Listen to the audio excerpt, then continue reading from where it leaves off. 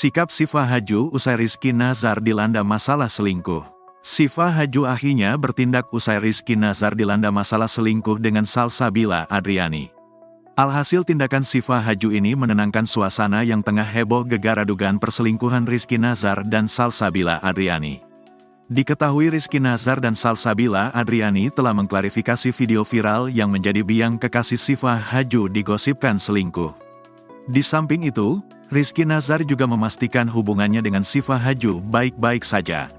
Meskipun Syifa Haju sempat menghapus foto kebersamaannya dengan Rizky Nazar, tapi kini Syifa Haju tampak memasang kembali foto mesra bareng Rizky Nazar di media sosialnya. Tindakan Syifa Haju tersebut dianggap menenangkan karena membuktikan jika hubungannya dengan Rizky Nazar baik-baik saja. Apalagi hubungan asmara Syifa Haju dan Rizky Nazar baru-baru ini ramai diperbincangkan. Adapun sebelumnya setelah kabar itu berhembus secara bersamaan, Syifa Haju juga menghapus semua foto dirinya bersama Rizky Nazar di Instagram. Dengan begitu banyak berspekulasi perselingkuhan tersebut.